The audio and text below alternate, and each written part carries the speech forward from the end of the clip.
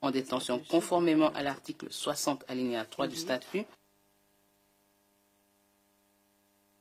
Chambre de déterminer si les circonstances ont changé pour justifier que l'on revienne sur une décision précédente de maintien en détention plutôt que de se pencher de nouveau sur chaque facteur qui sous-tend la décision de maintien en détention pour déterminer si chacun de ces facteurs a changé. Sur cette base, la Chambre d'appel conclut que la Chambre préliminaire n'a pas commis d'erreur en concluant que les circonstances n'avaient pas évolué en ce qui concerne l'existence des circonstances qui justifient le maintien en décision en vertu de l'article 58.1b petit i à petit 3. Aussi, ce moyen d'appel est rejeté.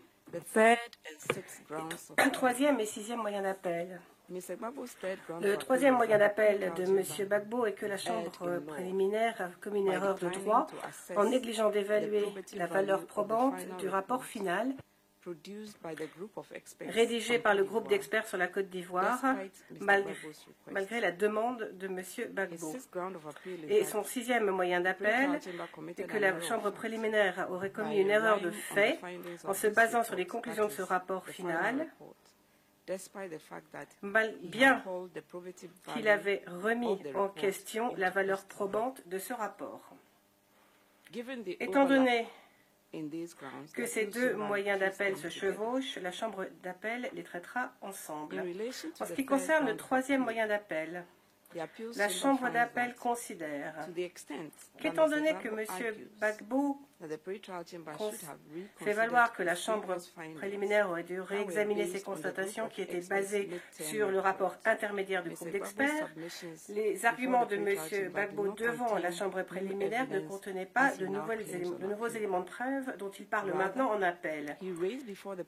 Devant la Chambre préliminaire, il a plutôt soulevé un certain nombre d'arguments qui contestent de façon générale la qualité et la fiabilité des travaux du groupe d'experts. La Chambre d'appel conclut que l'essentiel de ces arguments aurait pu être soulevé en ce qui concerne des décisions précédentes de la Chambre préliminaire, plus précisément la décision du 12 novembre 2012 ou du 12 mars 2013, qui se basait sur les conclusions du rapport intermédiaire. De plus, la Chambre d'appel ne trouve pas d'erreur de loi de la part de la Chambre préliminaire lorsqu'elle n'aurait pas analysé la valeur probante du rapport final.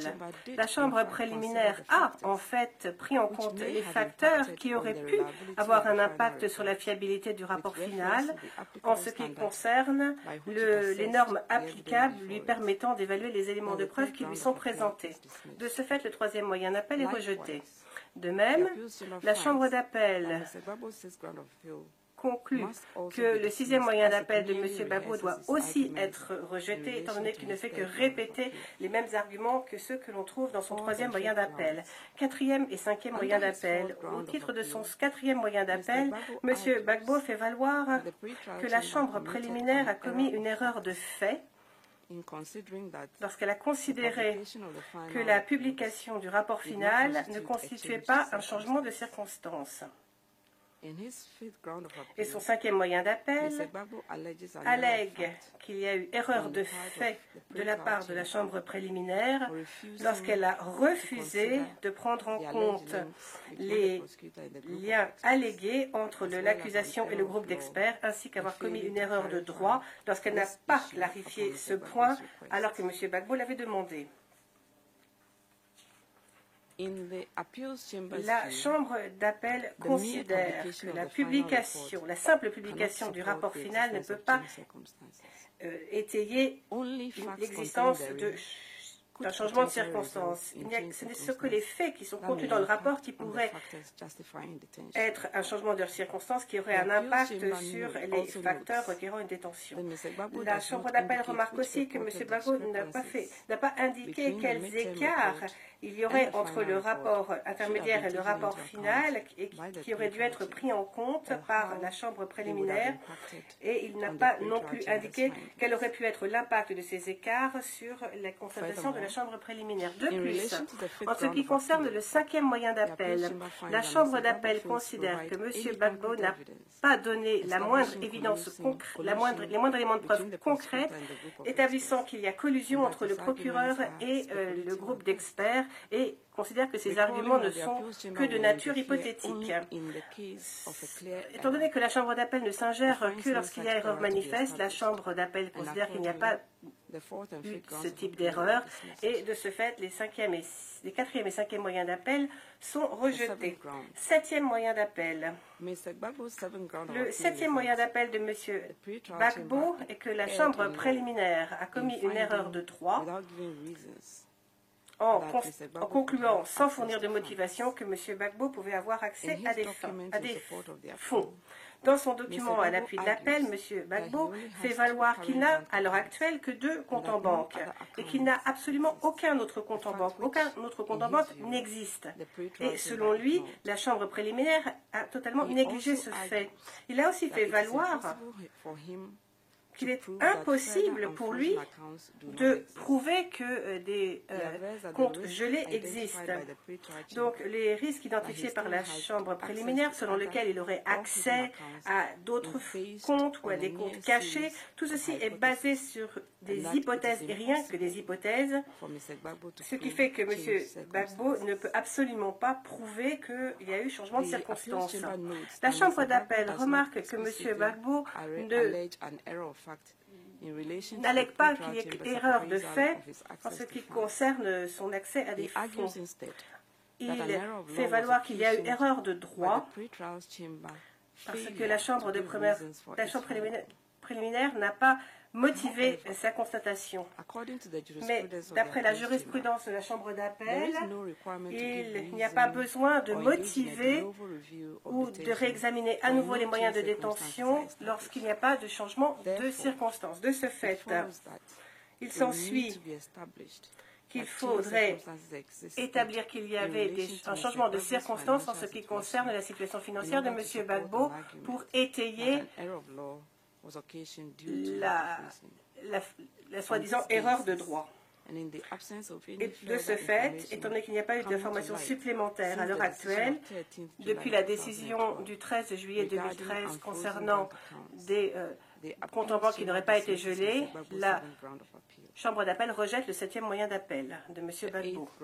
8e moyen d'appel. Le 8e moyen d'appel de M. Gbagbo est le suivant. La Chambre préliminaire aurait commis une erreur de fait lorsqu'elle aurait décidé qu'il existe un réseau de sympathisants pro-Gbagbo. La Chambre d'appel rejette ce 8e moyen d'appel, étant donné qu'il ne fait que revenir sur les mêmes arguments qui ont été présentés dans le cadre du 2e moyen d'appel. En ce qui concerne la constatation de la Chambre préliminaire concernant l'existence d'un réseau pro-Gbagbo, il était basé sur des constatations trouvées dans le rapport final et non dans le rapport intermédiaire comme M. Gbagbo l'a suggéré par erreur. Il n'est donc pas déraisonnable que la Chambre préliminaire se base sur le rapport final. Étant donné qu'il n'y a pas eu d'identification d'erreur manifeste, étant donné qu'il s'agit uniquement d'un simple désaccord entre l'appelant et la Chambre, ce qui n'est pas suffisant pour établir qu'il y a eu erreur manifeste, la Chambre préliminaire, d'après la Chambre d'appel, n'a pas fait d'erreur en constatant qu'il existe bien un réseau de sympathisants pro-Gbagbo. 9e moyen d'appel. Le 9e moyen d'appel de M. Gbagbo est que la Chambre préliminaire a commis une erreur de droit en ne prenant pas en compte sa santé lorsqu'elle a évalué s'il fallait qu'il reste en détention. Dans son appel, M. Gbagbo allègue que la Chambre préliminaire a fait une erreur lorsqu'elle n'a pas pris en compte le passage du temps en tant que tel et la nature évolutive de la maladie de M. Gbagbo, qui, d'après la défense, constitue un changement de circonstance qui a un impact sur le besoin de le garder en détention. À cet égard, la Chambre d'appel remarque que la Chambre préliminaire n'a pas discuté des arguments même de M. Gbagbo sur le fond, mais n'a fait que remarquer que les arguments de M. Gbagbo répètent ce qu'il avait déjà déjà dit et donc ne constitue pas une nouvelle circonstance. La Chambre d'appel ne voit aucune erreur dans le traitement qu'a fait la Chambre préliminaire de ces soi-disant circonstances. Les références de M. Gbagbo au rapport d'expert médical ne constituent pas une nouvelle circonstance, étant donné qu'ils avaient déjà été évalués par la Chambre préliminaire.